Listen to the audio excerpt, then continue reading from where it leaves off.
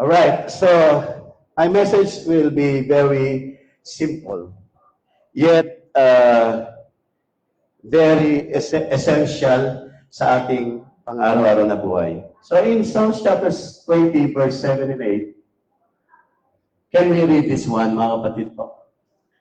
Pakibasa po natin. Sino po nakabasa na nito o ngayon lang nabasa?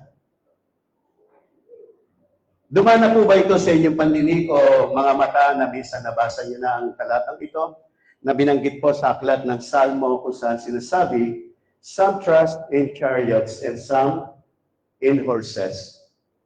But we trust in the name of the Lord, our God. So let's focus on that first. If you will remember, during the Old Testament time, yan, sana maganda. Naalala niyo po ng panahon ng mga Israelita ay kasalukuyang nasa ilalim ng pangalipin ng mga Ehipsyo. To give you a little background, noong panahon ng lumantipan, ang Egypt, sa panahon ni Moses, ay isa sa mga makapangyarihang bansa noong panahon na yun. At sila yung mayroong pinakamakapangyarihang sandata at makinarya pagdating sa larangan ng digmaan. Kumbaga sa panahon ngayon, may mga bansa sa modernong panahon natin na kinikilalang makapangyarihan gaya ng Amerika, China, Russia, Japan, at iba pang mga modernong bansa. But noong sinaunang panahon, ang Egypt, siya ang isa sa mga makapangyarihang bansa noong panahon na yun. At siya ay naging makapangyarihan sapagkat siya ay maraming tinatawag na makinarya at sandata. At ang mga makinarya noon ng mga Egyptian, ay una-una na dyan ay yung mga tinatawag na karwahe. Karwahe. Kumbaga parang yan yung tangke nila noon, yung tank ngayon, no? And then meron din po sila mga kabayo. Kaya ng mga unang panahon, kapag marami kang kabayo, malakas ka. Pag ikaw ay on foot lang, ang pakikipagdigma mo, yung on foot, yung lumalangad ka lang, combat lang, at wala kang kabayo, dihado ka na doon. Ibig sabihin, lugi ka na kaagad, mahina ka, lamang na ikaw ay matalo sa isang pakikipagdigmaan. Ngayon po, diyan ay sinasabi, nung panahon ng mga lumang tipas, especially nung panahon ni Moses, ang mga Ehipsyo ay sadyang talagang napakahirap talunin sapagkat ang puwersa ng kanilang pakikipaglaban ay nakadepende sa karwahe at nakadepende sa kanilang mga kabayo. Samantalang ang mga Israelita nung panahon na yon ay walang katulad ng meron sila. Good thing, walang karwahe ang Israelita, walang kabayo ang mga Israelita, ngunit meron ang mga Israelita na Panginoon. Amen? Wala silang karwahe, wala silang kabayo, pero meron silang totoong Diyos. Come on. Kung gusto niyo palakpakan ng Panginoon. Ang tiwala ng mga Ehipsyo sa pakikipaglaban para sa kanilang tagumpay ay nakadepende sa mga karwahe. Nakadepende sa mga kabayo. Ngunit sinabi din ng Panginoon, ngunit ang sino mang nagtitiwala sa Diyos ay hindi pababayaan ng Diyos. Naniniwala po kayo? Na ang sino mang nagtitiwala sa totoo at buhay na Diyos ay mananatiling nakatayo. For they are brought to their knees and fall, but we rise up and stand firm. To those who trust in the Lord, they will rise up and stand firm. But if those who will trust in chariots and horses will fall. That is the word of the Lord. Now, what message I am trying to say dito sa message mo ito? The chariots and the horses representing the physical. The physical. While trusting the Lord, having a mind and a heart of believing and trusting God represents the spiritual. So in this scenario, you will see the difference between trusting in the physical and trusting in the spiritual. And that's why some of us may continually trusting the physical, believing that the physical can save you, believing that the physical can free you, can deliver you, can rescue you, believing that money, fame, power, people, things around you can deliver you from where you are right now. There are some people, maybe not just some, maybe so many people, I would say, mas marami ang taong naniniwala sa physical kaysa ang maniwala sa spiritual. And this world, ang mundong ito, had been, what? Matagal tayong hinubog ng mundong ito. Pakinggan niyo kung mabuti. Kung bakit tayo ganito. Matagal tayong hinubog ng mundong ito na manangan at maniwala at magtiwala lamang sa mga pisikal. Kaya nung dumating ang Panginoon dito sa ibabaw ng sanlibutan, gusto niyang baguhin ang isipan ng tao. Kaya yung salitang repent, na ang ibig sabihin po nun ay baguhin mo ang iyong pag-iisip.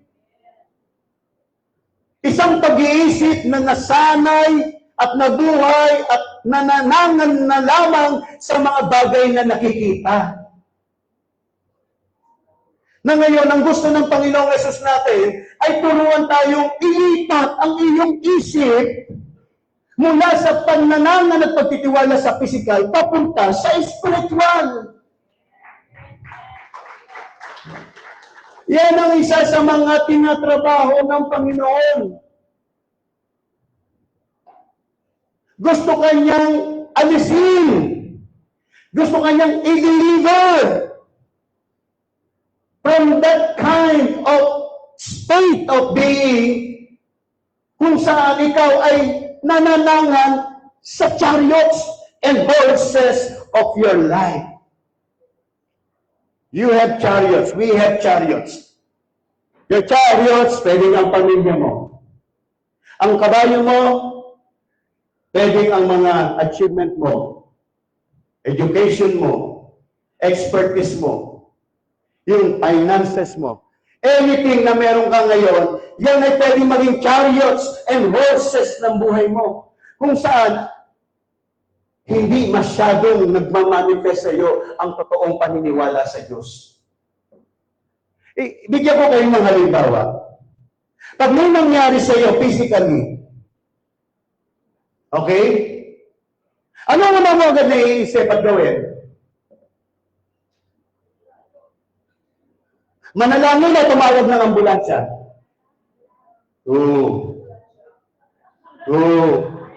Di nga, makatotoo tayo. Wala namang uhuli sa inyo. Magpakatotoo tayo. Pag may nangyayari ng mga hindi nasan, ayaw ka bang takbo? Dalawang mag-isip natin. Pumunta sa presensya ng Diyos o pumunta agad sa 911? Siyempre, 911. Hindi ko po minamasama yun, ha? Huwag niyo po ako mamaliin. Ang ibig sabihin, tingnan niyo po yung galawan ng isip natin. Hindi ba kapag may mga nangyayaring sitwasyon sa buhay nyo na nakaka-alarma sa inyo, na nakakabahala agad sa paningin nyo, ang hinahanap agad natin ay ang chariots at ang horses na masasakyan natin. Ilabas ang karwahe, ilabas ang kabayo. Ang ibig ko sabihin, mabilis na nakakonect na kagad ang iyong consciousness, ang iyong awareness sa mga physical na kung saan makakadepende ka. Tapos, pag nanto ka na, saka ka na lang mag-pray kay Lord. So, anong naunang natin? Sa natin unang inilalagay ang tiwala, yung connection and alignment of your faith and believing. Most of the times, you immediately connect and align yourself to your chariots, to your horses. Nakaka-relate, nakakasabay po yung iba. Naintindihan niyo po? May mga kanya-kanya, yung mga physical na bagay na nakapaligid sa atin, whether sa inyo yan o hindi, na nag-exist, yan po yung madalas nating pinupuntahan agad kung saan dinidependihan natin. Amen?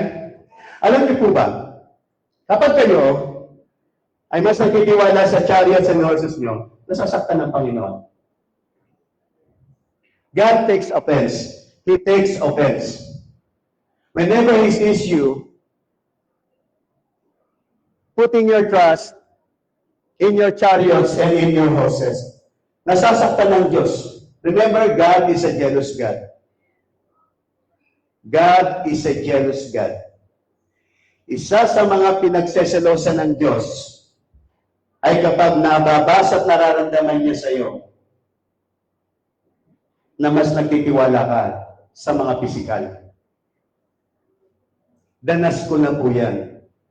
Maraming beses akong naglagay ng tiwala ko sa physical realm ng buhay ko, pero walang nangyari. Pero nung sinimulan kong ilagay ang aking tiwala sa tinatawag na spiritual realm o doon sa mga principles ng God, may nangyari. Amen? May nangyayari. Kaya lang, hindi tayo agad nakalis. Kaya maalala niyo po, nung tumawid sila ng karagatan, ng dagat na pula, sino po nakakalam ng istorya ng Red Sea? Crossing the Red Sea. Yung tumawid po si Noah doon. Ay, sino pa? Si Moses pala. Di ba si Moses yung gumawa ng arko? Si Noah pala. Galing, nakakaalala kayo, no? Ibig sabihin, nag-Sunday school talaga kayo, no? Kasi isa may mga parinig kayo, si Moses daw yung gumawa ng barko. Yung bangka, si Moses daw yung gumawa ng bangka. So, nagkakabuhol-buhol na istorya, no? Kaya yung mga yung mga gusto magkaroon ng background sa Bible story, invited po kayo sa children sa likod. Pwede po kayong mag-join doon. Pag gusto nyo ano yung istorya ni Moses? Ano yung istorya ni David? Ano yung istorya ni ganito? Pwede po kayong punta doon sa Sunday School. Doon po lahat tinuturo yung mga biblical story po. Okay? Nakukuha po natin mga kapatid. Napapasin niyo po, di ba tumawid sila ng dagat? Di ba tumatawid sila? Paano tumawid yung mga Israelita? Anong sasakyan nila? Wala. Lakad lang. Tapos hila-hila pa nila yung mga pamilya nila. Tama? Hila yung asawa, hila yung mga anak, apo. At hindi lang yan. May hila pang kalabaw, baka, kambing, tupa. Tapos may mga kargada pa yan. Hila lahat. Talagang lahat. Wala silang ibang gamit na makinarya. Pero lumalakad sila kasi meron silang sinusundan. Ang sinusundan nila ay si Moses. At si Moses ang kinatawan ng Diyos para pangunahan ang bayan ng Diyos na kung maniniwala at susunod lang ang bayan ng Diyos kay Moses, sila ay madideliver from the hands of the Egyptian, from death and from anong problema. So, lumalakad lang sila. Pero naalala niyo po ba, hindi ba habang nabiyak ang dagat, sumunod ang mga Egyptyo? Sumunod sila, di ba? Sabi nila, habulin niyo yan. Hindi makakatawa kasi mga yan, mga naglalakad lang yan, yung iba pa, walang tsinelas. Marami diyang chorus na mga pakam, kakasugat-sugat ang mga panyan, so babagal yan, at wala silang sasakay. Kaya confident yung mga Israelites, na habulin ay yung mga Egyptians, na habulin na Israelites, kasi they are confident because they have chariots, they have horses. So, what? Tumawid din sila ng dagat. Habang nakikita nila yung magkabilang gilid, kung saan ang tubig ay gigantic, nakikita nila ron. So, by the way, the sea represents death. Ang dagat na hinati, pansamantala, ay simbolo ng kamatayan. Kung saan, kung magtitiwala ka sa Diyos, pakinggan niyo po, kung magtitiwala ka sa Diyos, malalampasan mo ang kamatayan. Hallelujah! Lahat na nagtitiwala sa Diyos, hindi kayang lamunin ng kamatayan. Hindi ka matatabunan ng kamatayan sa mundo, sa buhay nito, kung ikaw ay nagtitiwala sa Diyos. Ano nangyari? Ang mga Ehipsyo na punong-puno ng tiwala sa kanilang mga karwahe at kabayo habang tumatawid, paniniwalang kanilang muling makakapture ang mga Israelita. Matapos na maitawid ng Diyos ang kanyang bayan na nagtitiwala sa kanya mula sa kamatayang nakaamba sa kanila. Nakaamba ang kamatayan. Yung dagat sa kaliwat kanan na tubig, nakaambayan na parang kamatayan na anumang oras ay pwedeng dumagan sa iyo. Ngunit nang makatawid ang bayan ng Diyos na nagtiwala lamang sa Diyos, agad-agad ibinaba niya ang tubig hanggang matakluban ang mga Ehipsyo na ang tiwala ay nasa karwahe at mga kabayo. Sila ang kinain ng kamatayan. Sila ang tinabunan ng kamatayan. Ang mga Ehipsyo, kundi ang mga tao, ang mga Egyptian, they represent people who put their trust in the physical. Lahat ng mga antiwala ay nasa physical. Hindi makakatakas sa kamatayan.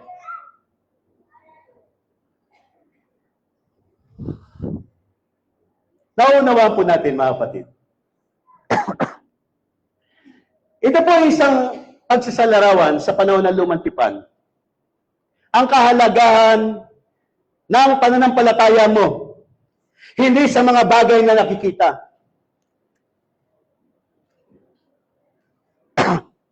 Oh, malakas yung tao, kasama mo. Malakas, may pera, may talino. Kaya ikaw, kampante ka. Sinasabi mo, malakas ang ganito. Matalino yan, masipag yan. It's like saying you trust your chariots. Oh, hindi kami magugutom, hindi kami mawawala, hindi kami magkukulang. Ang dami yata namin pera. May maganda kaming trabaho, may maganda kaming negosyo. Meron ako supportive na family. Meron ako supportive na kaibigan. Oh, yung company ko, matatag yan. Ganyan tayo. Hindi mo namamalayan, nagsasalita ka na ng isang nakakasakit sa kalooban ng Diyos. Nakakala mo yung mga nakikita mo magaganda, ay yun na yung dapat na maging basihan mo para makampante ang kalooban mo, which is wrong. Yes, blessing yan, but you don't have to depend and rely on what you see. But you have to depend and rely to what you do not see. You have to remain, you have to keep yourself believing and living and walking according to the faith and not according to your sight. Nung ikaw ay walang-wala pa sa buhay mo, wala kang ginawa kundi palakasin ang iyong paniniwala sa Diyos. Na bagamat wala kang nakikita sa paligid mo, alam na alam mo, may gagawin ng Diyos. At dumating nga ang araw na may ginawa ang Diyos dahil ang tanging nakapagpapalabas sa kapangyarihan ng Diyos ay ang paniniwala mo. Who will say amen? Hindi po ang pastor ang nagpapalabas ng kapangyarihan ng Diyos. Tayong lahat ay may kapasidad palabasin ang kakayanan ng Diyos, ang kapangyarihan ng Diyos na nasa sa iyo mismo. Hallelujah! Kaya ibang tao, sister, pastor, pag-pray niyo po ako para ako gumaling. Hindi po ganun yun. Na ano, akala mo sa akin, magician? Faith healer? Sampatong ko lang sa'yo, gagaling ka na, tutumba ka na? Yan yung mga sumisikat nung panahon ng 80s, 90s Parang ang pastor, tingin nila, may hikero Tapos pag hindi gumaling, sasabihin, fake yan. Hindi yan anointed. Kaya ako, ayoko na magpipray Sasabihin, hindi raw ako anointed. Pag naglay ng hands, wala raw siya naramdaman. Paano ka na nararamdaman? Puro galit ang puso mo. Paano mo nararamdaman ang presensya ng Diyos na hindi ka marunong magpatawad? Ano gusto mo? Maramdaman ng Diyos habang naghahari sa puso mo ang galit?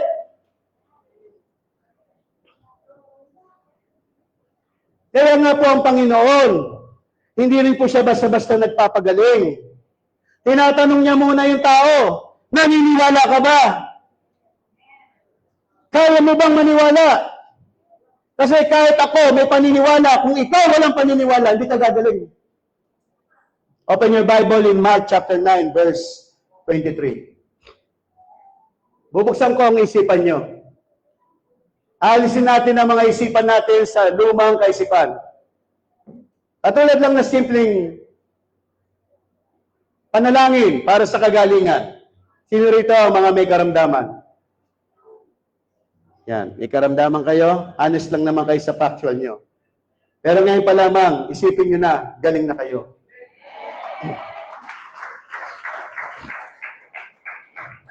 Ang sabi sa chapter 9, verse 23, if you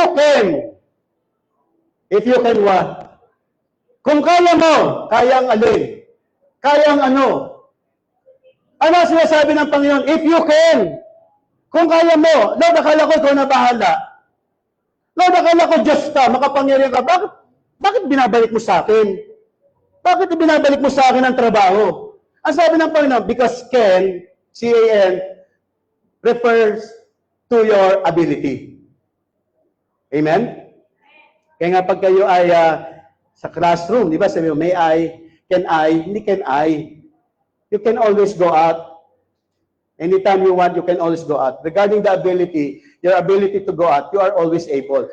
But if you're asking permission, may I. Oh, nag-aral pa ng English, no? Tutunan ko po yun sa Harvard.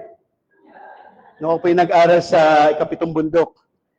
Tawag niyo po, if you can. Ibig sabihin, kung kaya mo ba kapatid? Ano yung sinatanong ng Panginoon dito na kaya mo? Kaya mo ang alin? Kaya mo ba ang maniwala? Kapatid, hindi nagbabago ang buhay mo. Hindi umuusad ang buhay mo, marahil. Kapatid, marahil sasabi mo, ang buhay mo pare-pareho lang.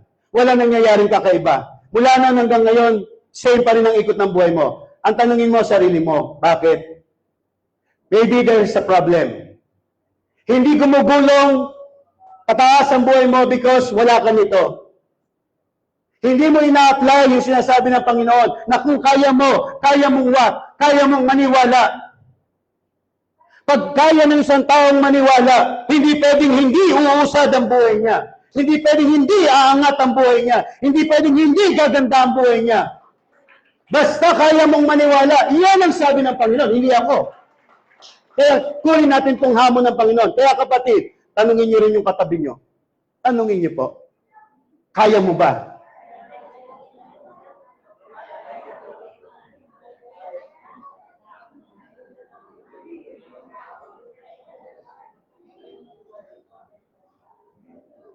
Maraming tao na pagod na. Tanong nyo nga rin katabi, pagod ka na ba? Tanongin niyo yung katabi niyo, pagod ka na ba, kapatid? Maniwala. Alam niyo po, yan ang wag na wag niyong kapapaguran o katatamaran, ang maniwala. Iyan na lang ang natitirang sandata na meron tayo para kahit wala tayo ng maraming bagay, ay makakapamuhay pa rin tayo nang naayon sa kagustuhan ng Panginoon. Amen? If you can, say Jesus, everything is possible.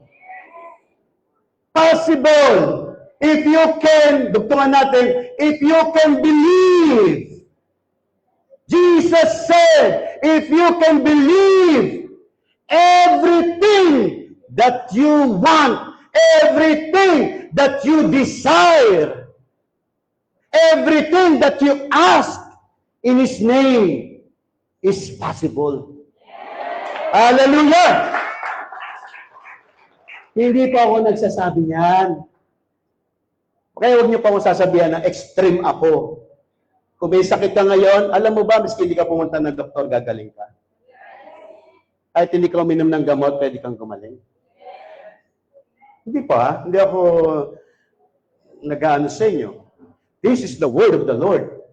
If you can believe, you can be healed. Even right this very moment, you can be healed. The only question is, if you can. If you can, basta kaya mong ibigay ang paniniwala mo ng buong buo, kapatid, walang hindi pwedeng mangyari. Walang hindi pwedeng mangyari. Basta kaya mong maniwala.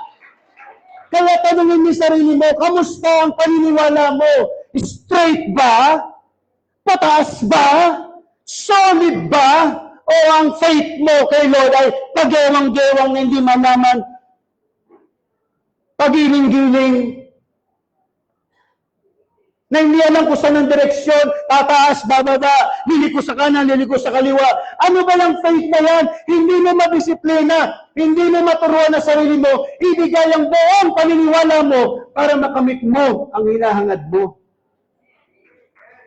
Tingnan niyo. Panahon na para totoong maranasan natin kung anong uri ng Diyos meron tayo sa buhay natin. Mga kapatid, marami pa totoo. Naalala niyo po si Bishop Rose? Isa siya sa mga magandang halimbawa na napakinggan natin kung paano siya pinagaling ng Panginoon. Amen? Hindi man totally hindi siya dumaan sa mga medical procedures, pero makikita niyo rin kung paano niya pa rin pinaglalaban na ang lahat, ang kagalingan niya ay pwedeng mangyari sa pamamagitan ng pananampalataya. Amen? Bagamat yung mga tao nasa paligid niya, kung naalala niyo po yung message niya, yung testimony niya, bagamat yung mga tao sa paligid niya na nagmamalasakit, na tinutulungan siya, ngunit gusto niya ipakita, it is not by chariots, nor horses, but it is by trusting the Lord with all your heart, with all your soul. Amen? Kaya, kahit sa mga oras na ito, kung pag-uusapan ay karamdaman, sakit ka, may nararamdaman ka, kapatid, walang ibang makakapagpagaling sa iyo, kundi ikaw rin. Yung pananampalataya mo. Hallelujah. So, ano yung bibigay ko lang? Ipagpipray kita na lumakas ka. Hindi po ako mag-aalis ng sakit mo. Kaya nga kahit yung mga pinagaling ng Panginoon sinabi, naniniwala ka ba? Nananampalataya ka ba? Pinagaling ka ng iyong pananampalataya. Yan ang sabi ng Panginoon. Meron kang gusto sa buhay mo, gusto mo masenso? Hindi ka basta asenso kung wala ka rin pananampalataya. May problema ka? Gusto mong malampasan ang problema mo? Hindi mo yan malalampasan ng by prayer lang. Kailangan magpakawala ka ng pananampalataya mo na yan ay kaya mong pagtagumpayan. Huwag kang mag-iisip ng hindi mo kaya because the moment you say, I cannot, the moment you think and feel that you cannot, you don't have to problem the situation. You don't have to worry what's really happening around you in the physical. All you have to worry is whether you believe or you don't believe. That's all your business in life. Ang pinaka-business natin is to master your believing in the Lord.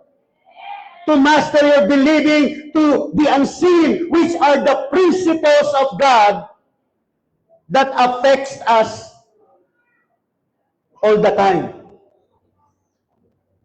Amen? So, it's not by might nor by power, but by the Spirit of the Lord. Now, kaya ano sabi sa Mark 11:24? Ano sabi sa Mark 11:24? Ito, alam niyo na po ito.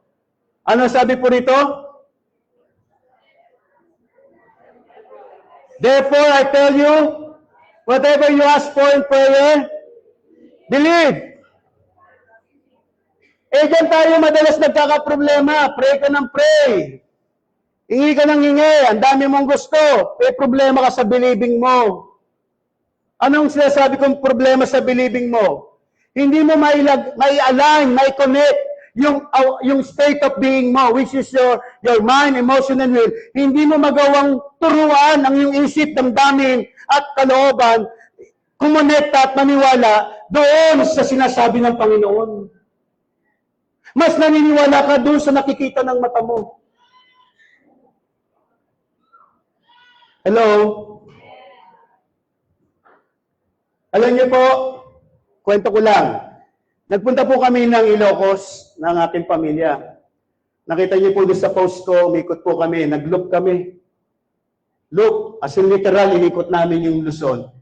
Yun po ay dapat mga 5 days to 1 week iniikot para hindi tuloy-tuloy, para may pahinga. Yung sasakyan at may pahinga rin yung driver. Alam niyo po kung ilang araw lang po namin inikot yon? 2 days lang po. Kaya patang-pata po yung katawan ko. Isang linggo po akong hindi pa nakaka-recover. Pero po rin ng Panginoon, may lakas namang binigay ang Panginoon. So umikot po kami doon sa Ilocos Norte, sa Paway, Isabela, Cagayan, Tugigaraw, tapos sa Isabela, tapos Gapan, Nueva Ecija, pabalik na ng... Talagang inikot namin gano'n, parang circling kami doon sa ano.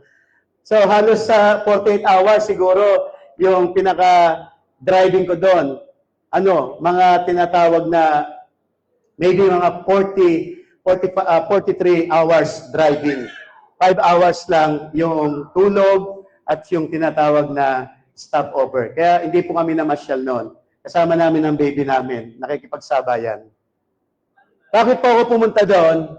Kasi nagbukas po ang Panginoon sa akin ng isang opportunity na makakuha ng project po sa North. Ito po yung tinatawag na solar farm. I-share ko po sa inyo yung joy. Amen? Ako po pag may blessing, may ginagawa ang Panginoon, sinishare ko po. Hindi po para ipagmalaki o ipagyabang yung sarili, kundi para ipakita natin na may Diyos tayo. So may nag-offer po ng opportunity para po makapag-subcontract po ako doon ng installation ng solar panels. At hindi po biro ang pinag-uusapang halaga ng labor cost doon pagdating sa installation. Millions po ang pinag-uusapan. Kaya talaga sabi ko, dapat palitan na ito. Marami nang papalitan dyan eh. By faith. By faith. Alam niyo po, million po ang pinag-uusapan. At para masimulan ko po ang isang location, like Isabela, bago yung Ilocos, bago yung Gapan, tapos there are 2 more doon sa lugar na yon, I need 1 million para po doon sa deployment and kick-off nung operation. Tanungin niyo ako kung may 1 million ako.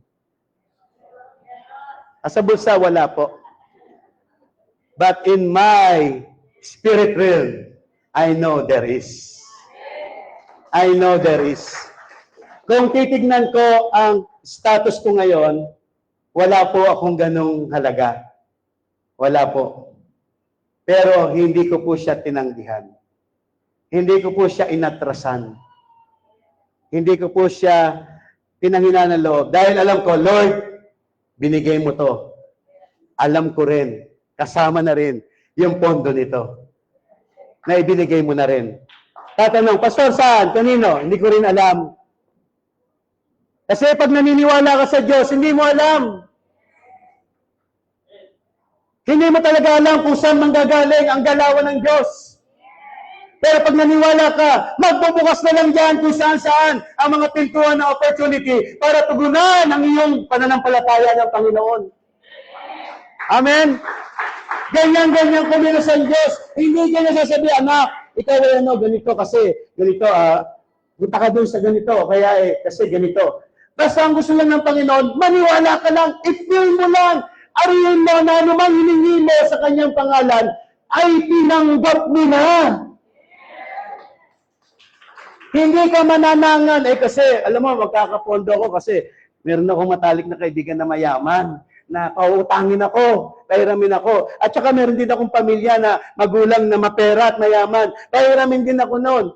Di lapitan mo lahat. Ano nangyari? Lahat, ligwak. Naalala ko tuloy noon, nung ako'y may utang sa isang attorney. Balik ko lang po yung testimony na yon. Nung ako po'y may utang sa isang attorney na 500,000 na halos hindi na po ako natutulog sa stress. Dahil buwan-buwan, nag-interest po ako. Interest pa lang, hindi ko na mabayaran. Yung kapital pa. Lahat na ng mga tao, pamilya, kaibigan, kanegosyo, nilapitan ko. Pero sinamang palad, wala kahit isa ang nakatulong. Hindi ko naman po sila masisisi. Pero nung simulang natutunan natin na huwag kang manangan sa pisikal, manangan ka sa spiritual. Paniwalaan mo na bagamat wala ka pang nakikita sa pisikal, ngunit doon sa spiritual, nakikita mo meron kang Diyos doon. At nandoon sa spiritual ang lahat ng pangangailangan mo na tinugon na ng Diyos. Kaya nung misa tumayo ako rito, ganitong-ganito sinabi ko, mga kapatid, ako'y bayad na. Naniniwala ako, bayad na ako doon sa aking utang na yun, sa attorney na yun. Pero sa totoo lang, hindi ko alam kung paano ko siya babayaran. Hindi ko alam sa manggagaling kasi nilapitan ko na lahat eh. Lahat ng mga alam kong taong pwede kong kausapin, kinausap ko na. Pero hindi po nakatugon sila sa aking paglapit. Pero alam niyo po, pagkatapos kong inagak ang aking buong kaluluwa, buong isipan, damdamin, sa totoong Diyos na siyang totoong nagkakaloob sa atin ng ating mga panalangin at pangangailangan. After a week, may dumating na magandang balita. May isang taong willing tulungan ako doon sa aking sitwasyon na hindi ko ine-expect na siya pa yung magre-reach out sa akin. You see, mula noon hanggang ngayon, lahat ng dinaanan ng buhay ko, lahat ng mga patotoo, yun ang ginamit kong pamantayan.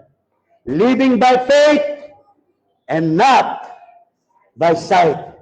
Trusting the Lord and not trusting the chariots and horses of life.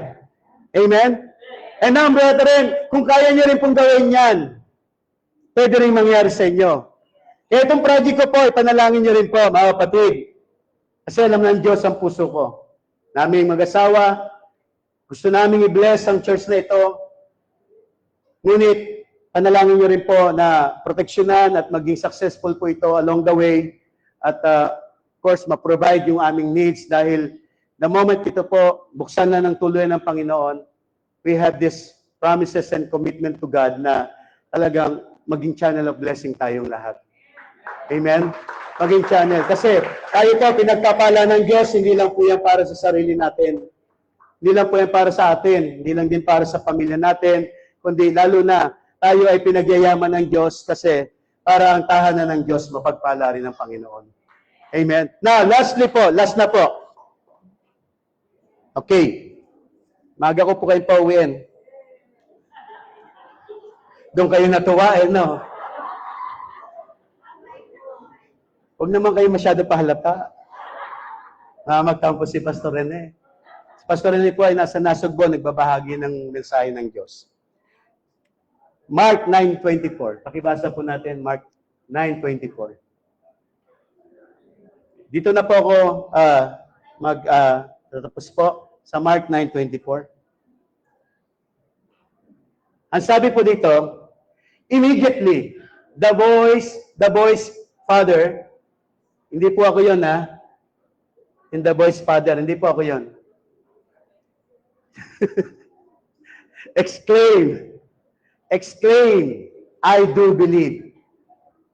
Help me overcome my unbelief. You see, gaano kalaga, kapatid, may problema ka ba sa iyong paniniwala? Nag-struggle ka ba sa paniniwala mo?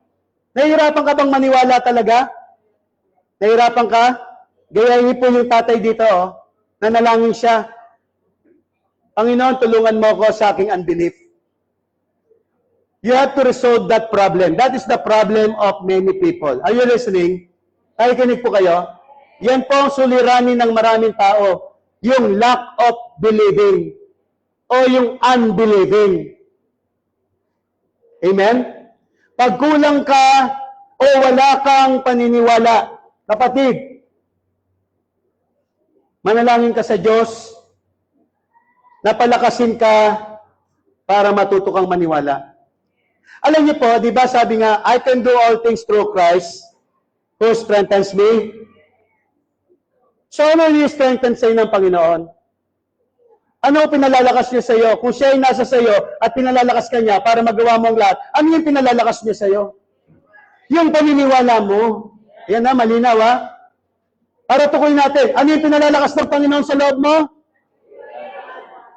Yung paniniwala mo. Yan ang trabaho ni Kristo. Yan ang trabaho ng Holy Spirit. Yan ang trabaho ng Diyos. Hindi siya gagawa directly sa iyo kung ano yung gusto mo.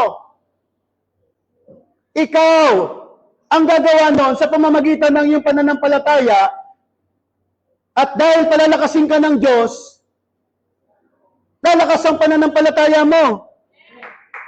Amen? So, dapat pahintulutan mo ang Diyos, palakasin niya ang iyong pananampalataya o paniniwala. Yung paniniwala mo, ito ay dinideliver ito, ine-express ito ng iyong being, which is your mind, emotion, and your will. Your subconscious being is the one believing. So you have to strengthen that. Kaya kailangan hayaan mo palakasin ng Diyos, turuan ng Diyos ang iyong isipan at damdaming maniwala. Kailangan ma-disconnect. Pakinggan niyo po ito ha. Kailangan ma-disconnect ang iyong state of being from attachment, yung pagkaka-attach niya sa physical dependency. Listen up. Kailangan matanggal nyo, ma-disconnect nyo ang inyong mind and emotion sa physical dependency. Ano ibig ko sabihin doon? Yung pagkakadepende mo sa physical, you have to disconnect that and begin to connect yourself to God. To the Spirit of God. That this time, you will never depend or rely to anyone, to anything. Kahit pamahal yung hospital na yan, kahit na marami kang pera, kahit na magagaling pa mga doktor dyan, kahit na mga gamot dyan ay super effective, kapatid, huwag kang magtitiwala dyan. Maglagay ka ng tiwala sa Diyos. Sabi nung ibang mga pasyente, Dok, gawin niyo ang lahat. Handa akong magbayad ng kahit magkano. Nakarinig na kayo ng ganon? Dok, magbabayad ako kahit magkano. Gawin niyo lang po lahat. Gumaling lang ang aking mahal sa buhay. Narinig niyo na po yan? Madalas niyo po yan maririnig sa mga may pera.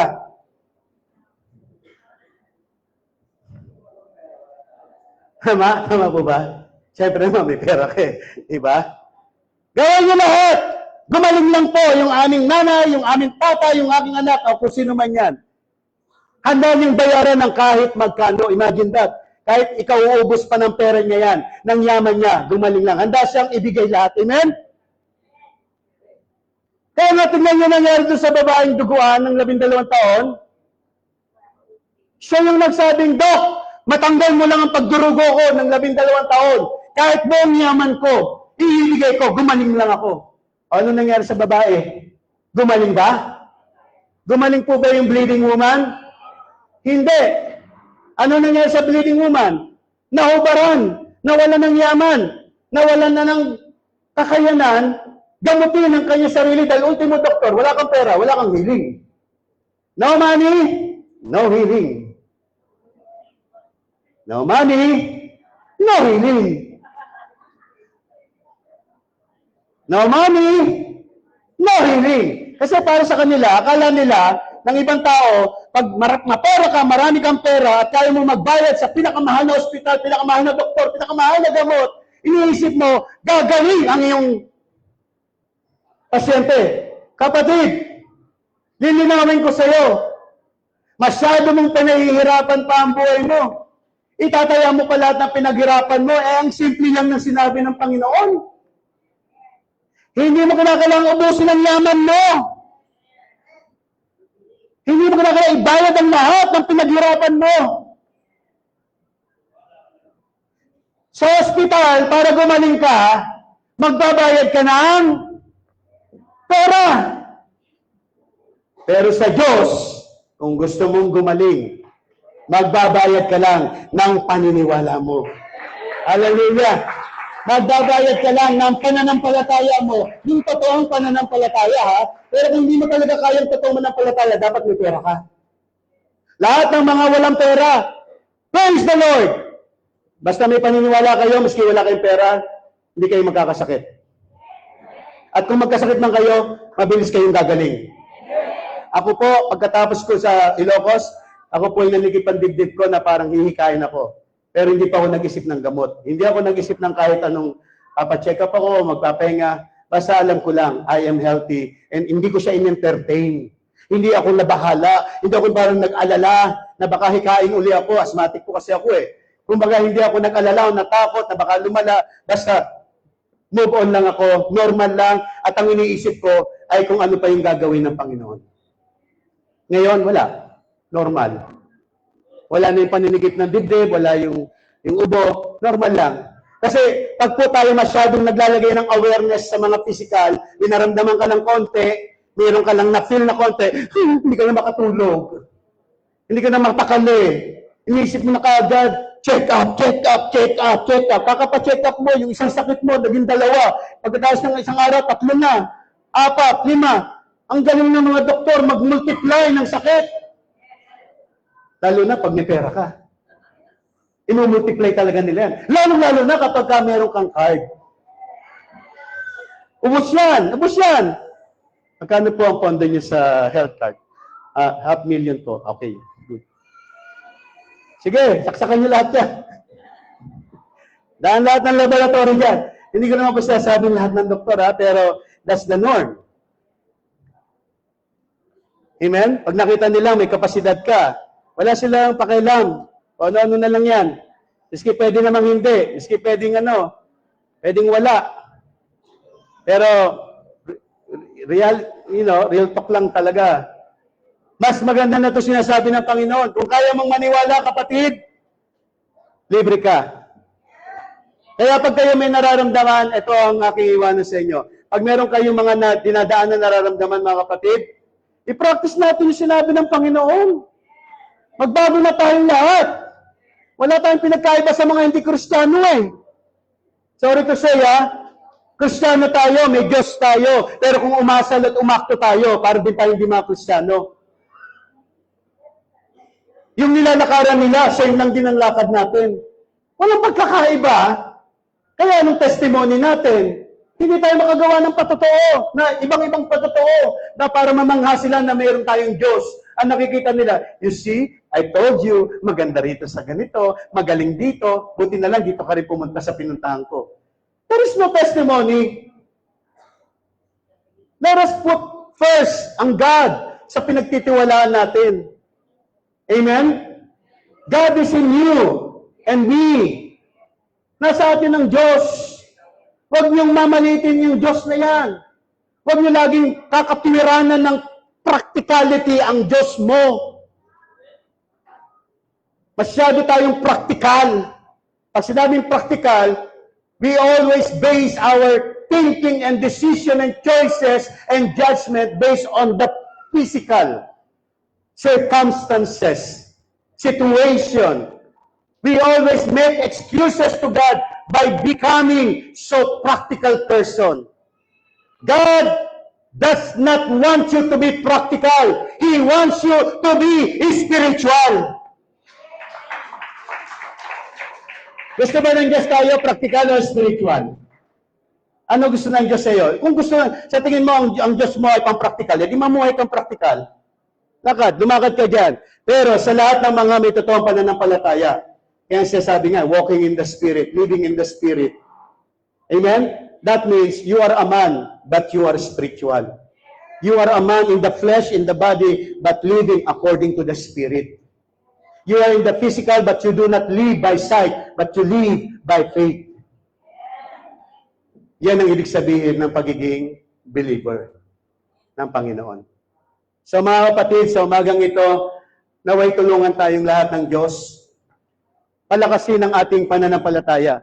Dahil ang ating paniniwala, yan ang hihila sa atin upang lagi tayong komunektado sa Panginoon natin. Kahit ano pa mga dinadaanan ng buhay nyo, kanya-kanya tayong, iniikutan ng buhay. Pero isa lang ang common ground natin, paniniwala sa Diyos. Amen? Iba-iba ang sitwasyon, iba-iba ang larawan, Pero sa simula't sa dulo, dadalhin tayong lahat ng paniniwala natin doon sa gusto nating mangyari.